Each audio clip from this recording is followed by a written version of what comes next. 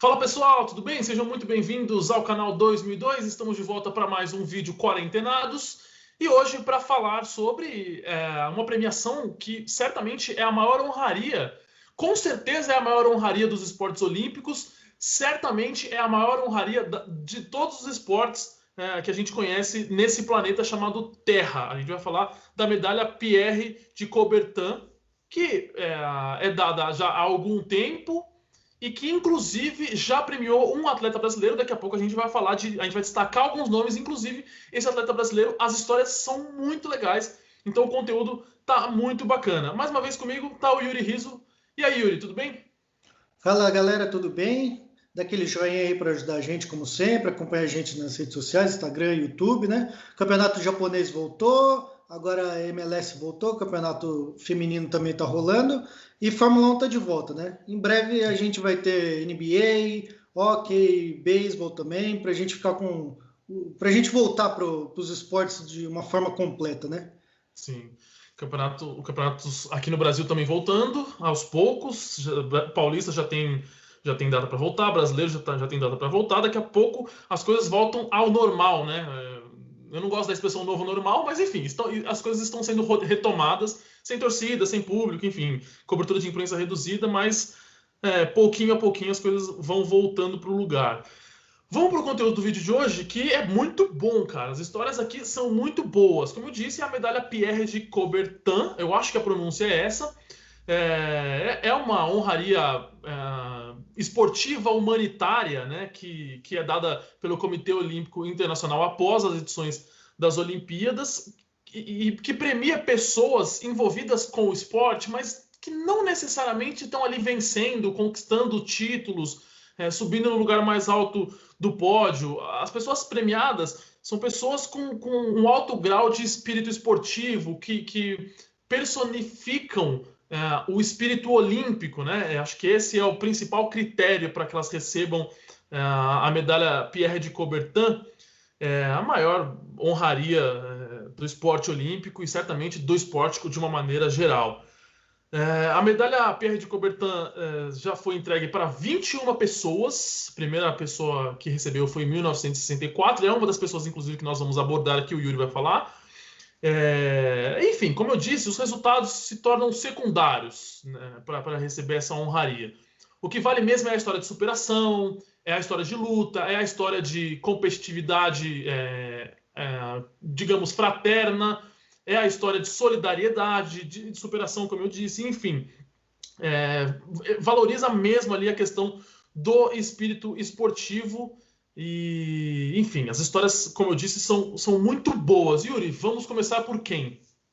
Cara, eu escolhi um cara aqui que a gente vê, na verdade, o rival dele muito famoso e muito importante, não só na história da humanidade, mas na luta por igualdade, pelo que significou na época, né?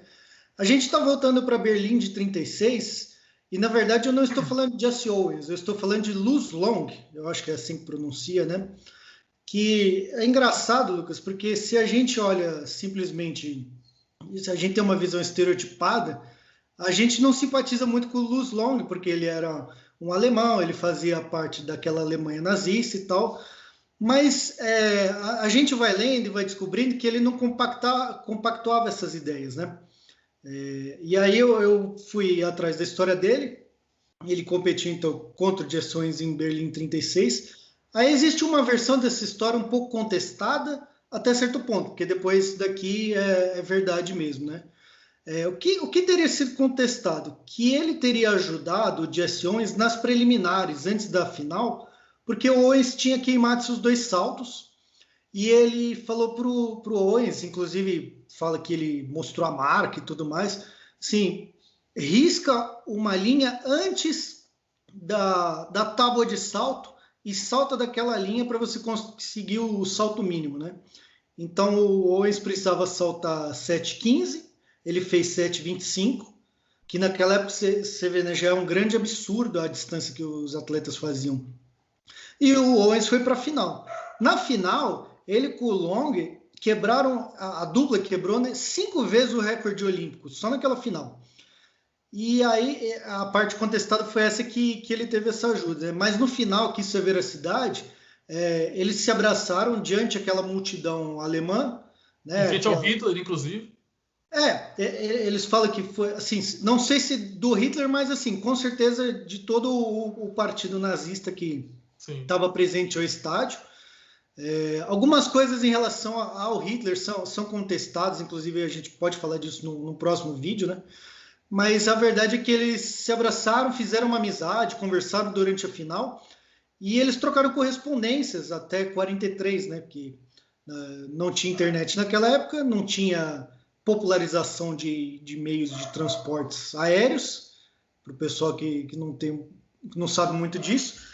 E ele foi para a guerra, ele morreu em 43 na Itália. Então, assim, fica aí nossa homenagem para um cara que, além do Owens, ele também desafiou o partido nazista morando lá, né? Porque o Owens foi para casa. E o Long acabou ficando lá, viveu a vida dele, competiu mais e acabou morrendo na guerra, infelizmente, como a gente sabe, né? O segundo cara que eu queria destacar é o nosso primeiro da lista, é o Eugenio Monti, né? Italiano, que na Olimpíada de Inverno de 64, em Innsbruck, a equipe britânica tinha quebrado um parafuso do trenó na competição e o Eugenio Monti ele cedeu o parafuso dele para a equipe britânica, que eles acabaram vencendo, e o Eugênio acabou ficando com o bronze, né? E aí a imprensa italiana criticou ele por ter perdido, talvez, né, uma vitória mais certa. E ele respondeu, né? Nash, né, que era um da equipe britânica, falou: Nash não venceu porque deu a ele um parafuso. Eles venceram porque foram mais rápidos. Né? A melhor resposta que ele podia dar. Sim. E naquela mesma competição, ele e a equipe de mecânicos consertaram uma parte de um trenó da equipe canadense que havia quebrado, e novamente os canadenses levaram o ouro e ele levou o bronze, né? E até então, com essas duas medalhas de bronze, ele tinha mais duas de pratas conquistadas em 56, e em 68, aos 40 anos, ele finalmente conquistou suas medalhas de ouro, mas fica aí, acho que o prêmio maior por esses feitos esportivos, né, Lucas? Sim. As histórias são legais porque elas de fato ignoram, de certo modo, assim, o desempenho nas provas. Enfim, a questão ali é de fato o que a pessoa fez em prol do esporte, né? Isso é muito louco.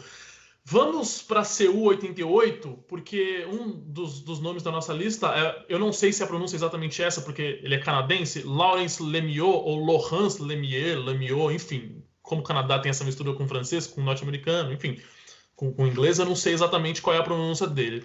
Eu tô chutando Laurence Lemieux. Enfim, o Laurence, ele teve um gesto muito bonito em 88.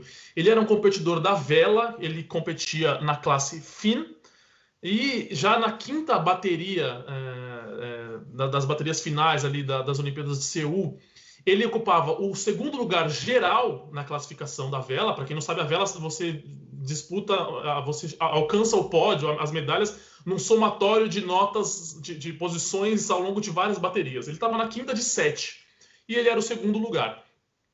Nessa quinta bateria, ele estava muito bem, se eu não me engano, ele ocupava a quinta posição, até que ele vê um barco virando e dois velejadores passando apuros ali, passando um sufoco. O barco virou, jogou eles para fora, bateu neles, eles ficaram feridos. O que o Laurence fez? Ele abandonou a prova dele, aquela bateria. Ele abandonou assim, ele largou mão da bateria. Ele estava na mesma raia dessa dupla. E aí tem uma questão porque diferentes classes da vela disputam provas na mesma raia e simultaneamente. Ele estava na mesma raia dessa dupla, que era de Singapura. Ele para a prova dele para ajudar, para resgatar esses dois velejadores de Singapura que estavam feridos no mar à deriva. A vela é disputada longe da costa. E ele então para tudo, vai lá resgatar esses dois caras até que um resgate oficial chegasse na raia em que eles estavam. Com isso, ele abandona a prova dele. Quando ele retoma, ele termina, se eu não me engano, na 22ª posição. Final da história. O Laurence termina as Olimpíadas no 11º lugar. Ele era segundo na classificação geral. Ele estava muito próximo de conseguir pelo menos uma medalha no final de tudo. Ele abandona toda a trajetória que ele tinha construído até ali para salvar a vida, porque poderia ter acontecido uma tragédia, mas para salvar a vida de 2 velejadores que ele não conhecia, que eram de um país absolutamente distante do dele. Ele abandona tudo, termina em 11º lugar na classificação geral, mas recebe a medalha Pierre de Coubertin em 88 por conta dessa sua atitude, do seu espírito esportivo, Yuri. Eu separei também mais uma história aqui. Essa história foi emocionante. Eu fui procurar informações a mais, assim, é de arrepiar mesmo. É do Shaw Ledeny, né? Não sei se a pronúncia é essa, né? Ele é recordista da marcha atlética de 50 milhas e foi campeão mundial dos 100 quilômetros também na marcha atlética em 72. Ele é israelense, né? Na época não tinha o Estado de Israel, ele era, se não me engano, da Alemanha, marquei aqui. E o que aconteceu? Bom, primeiro que ele sobreviveu ao Holocausto. Ele foi liberado do campo de Bergen-Belsen, né? Aos 8 anos de idade. E os seus avós, eles estavam em Auschwitz, né? Eles morreram em Auschwitz, com umas coisas até brutais aqui que não vou nem destacar dessas coisas, né? Então ele sobreviveu já ao Holocausto, já começa uma história bem marcante por aí. Ele cresceu, virou atleta, foi competir, ganhou e ele participou da Olimpíada de 72 em Munique, né? E a gente sabe o que aconteceu, né? Que ocorreu um ataque do grupo terrorista palestino chamado Setembro Negro nessas Olimpíadas, que eles entraram na Vila Olímpica, né? Na Vila Olímpica, no alojamento dos atletas israelenses, fizeram eles de refém, negócio que durou acho que mais de 24 horas. No final, eles acabaram assassinando todos os reféns lá, uma história muito, muito brutal, muito triste, né? E ele foi um dos caras que escapou disso daí, né? Ele falou que ele acordou com gritos do ocorrido, ele pulou a janela do quarto, escapou de tiros de metralhadora, né? Porque o pessoal tinha invadido, estava tudo atirando por lá. E aí ele conseguiu abrigo no quarto de um técnico norte-americano e de lá eles chamaram a polícia, né?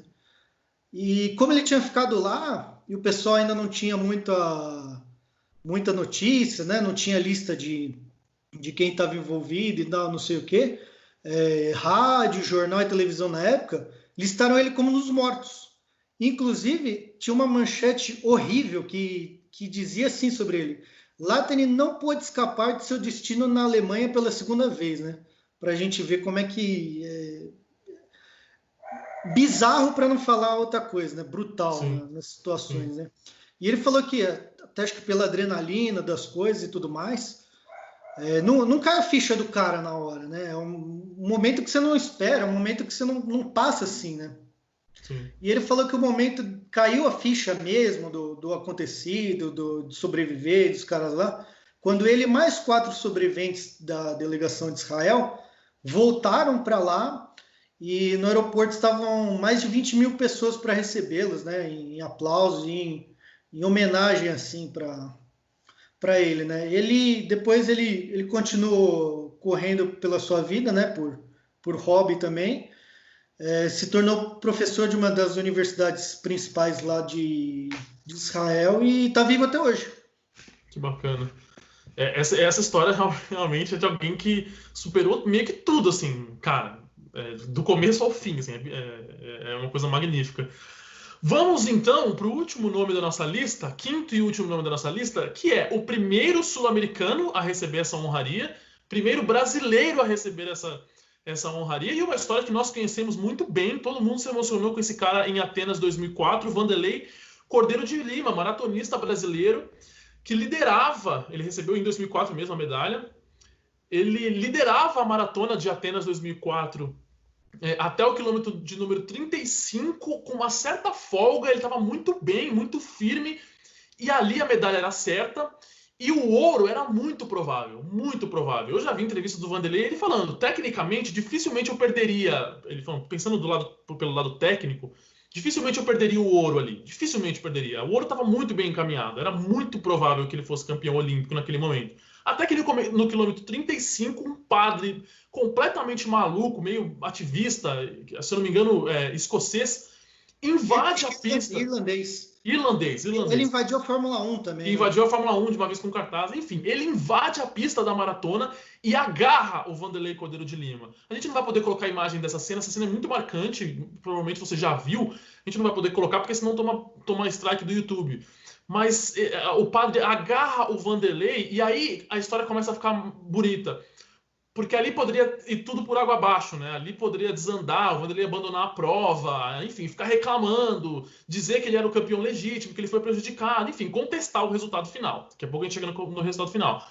Como a história começa a ficar bonita? No momento em que esse padre agarra o Vanderlei, as pessoas que estavam assistindo, o Vanderlei estava muito próximo da lateral, as pessoas que estavam assistindo se mobilizaram para arrancar o cara, para tirar esse padre do Vanderlei. Tem um senhor que, inclusive, a TV, acho que tempos depois, levou o Vanderlei para conhecer esse senhor. Um senhor gordão, assim, barbudo, que puxa o cara, livra o Vanderlei e, assim, deixa que o Vanderlei continue correndo.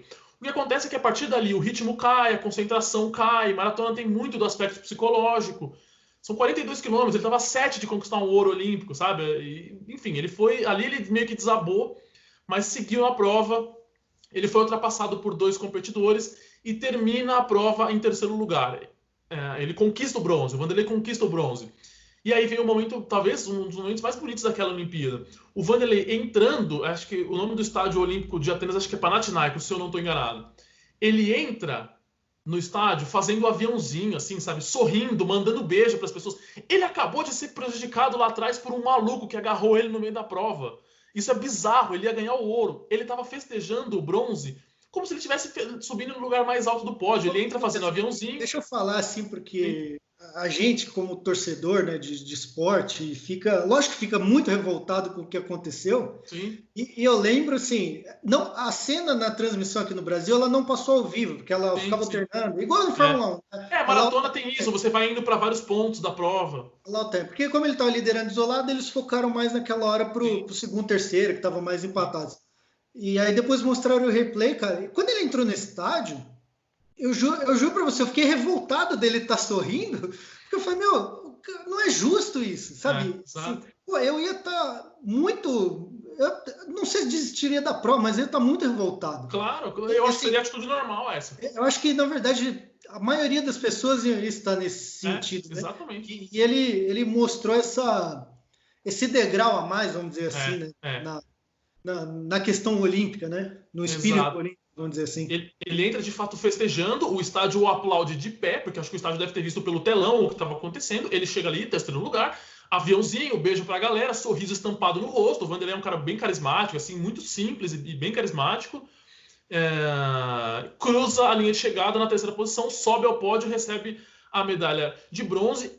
Eu nunca vi... feliz no pódio também. Feliz no pódio, muito feliz no pódio. E até hoje, eu nunca vi o Vanderlei Cordeiro de Lima reclamar do que aconteceu com ele. Eu nunca vi ele falar, pô, o cara me ferrou, sabe? Me tirou o título. Ou tentar tirar a legitimidade das conquistas de quem levou o ouro e a prata. Eu, inclusive, já ouvi falando, olha, quem ficou na minha frente não tem nada a ver com isso. O que esses caras poderiam fazer? Me deixar passar, assim, sabe? Talvez eles nem tenham visto o que aconteceu, sei lá, estava concentrado na prova deles. Eles não têm nada a ver com isso, eles têm que festejar o ouro deles, eu tenho que a prata, eu tenho que festejar o meu bronze e agradecer que eu consegui completar a minha prova, que eu consegui fazer história, etc. Assim, tem umas histórias, Lucas, que, desculpa cortar, que falam que, agora eu não lembro se os atletas que ficaram na frente queriam dar medalha e ele não aceitou, e tem uma que o cara que ganhou o vôlei de praia do Brasil também, agora eu não estou lembrando o nome dele, mas ele falou, não, eu vou te dar minha medalha. Ele falou, não, mas essa medalha é sua, você ganhou isso. Essa medalha não é minha. Cara, não tem como. Você olha para o Vanderlei Cordeiro de Lima, para toda a história que ele viveu, para a forma como foi aquela prova e para a forma como ele recebe a posição final dele, você fala, que pessoa evoluída, assim, sabe? Não por acaso, depois das Olimpíadas de Atenas, ele recebe essa medalha, a medalha Pierre de Coubertin, a maior honraria olímpica de todos os tempos. Único, como eu disse, único sul-americano e único brasileiro a receber essa premiação. E assim, quando a gente vê alguma premiação, e aí já para encaminhar para o final, quando a gente vê alguém receber uma premiação, um prêmio de melhor jogador do mundo, melhor atleta da temporada, etc, etc, você pode contestar algumas coisas. Sim. Como é que você contesta, por exemplo, esses 5 nomes que nós citamos aqui, o cara que larga a prova dele para salvar a vida do outro, o cara que olha para um cara e fala assim, vai lá e faz uma risca aqui que você vai pular melhor. É o meu concorrente, eu tô ajudando o meu concorrente, assim, sabe? Ou o cara que cruza a linha de chegada depois de ser prejudicado com um sorriso estampado no rosto, como é o caso do Vanderlei Cordeiro de Lima. Você não contesta, né? Você não consegue contestar uma premiação como essa. Isso é muito bonito, cara. E eu acho que até no caso do Vanderlei, Lucas, ele recebeu o prêmio com todas as homenagens, com todo o merecimento, claro. Mas eu acho que legal também que isso para o cidadão brasileiro, né, que gosta do esporte, que sabe as dificuldades que a gente tem nos outros esportes, nos esportes que não são vistos, né? Ver o Vanderlei na Olimpíada do Rio, né, com a tocha olímpica. Sim. Aí você fala, ali é a cereja do bolo, né? Exatamente. E é bacana porque talvez se ele tivesse conquistado a prata, aliás, talvez se ele tivesse conquistado o ouro, ele não conseguisse passar a mensagem do espírito olímpico, do espírito esportivo, como ele consegue ao ter levado esse bronze, né? Porque essa história toda fez com que ele nos passasse, como torcedores e como público, como espectador, nos passasse uma mensagem muito forte. Cara, assim, olha, a vida vai te dar pancada, a vida vai te dar pancada, você vai ser prejudicado às vezes, você vai ser favorecido às vezes, você vai ser agarrado uma hora e vão te segurar, você vai ter dificuldade para sair, mas você vai até o final, cara, porque o que importa é o que tá lá no final, mesmo que lá no final não seja o ouro, entendeu? Cara, isso é o espírito olímpico e isso é muito legal. A Olimpíada surgiu com esse intuito, né? Exatamente. Eu acho que essa premiação, e o caso do Vanderlei, dos outros também, mas o do Vanderlei tá mais próximo da gente, né? Resume perfeitamente o que é o espírito olímpico e para que serve as Olimpíadas, né?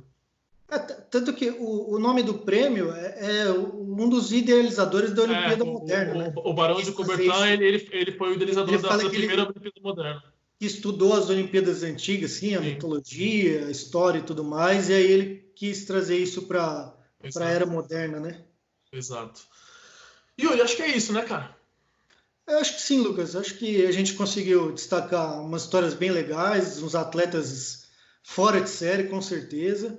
Sim. E bom revisitar essa história e ver umas coisas com outro olhar, né? Um olhar fora das 4 linhas. Sim. E a gente muitas vezes não percebe, né, do que acontece, porque a gente só acaba acompanhando só o jogo em si, né? Não esquece muitas vezes dos bastidores. Exato. E acho que tudo isso deixa de lição aqui pra gente, como torcedor de maneira geral, até para quem gosta de acompanhar, eu acompanho só futebol. Cara, talvez o resultado não seja o mais importante. Então, acho que fica esse recado, fica essa lição aí. Pessoal, deixa um like aqui no vídeo, inscreva-se no canal caso não sejam inscritos e sigam o nosso perfil lá no Instagram, @canal2002. Obrigado muito para quem acompanha até aqui. A gente volta no próximo vídeo. Yuri, valeu, hein?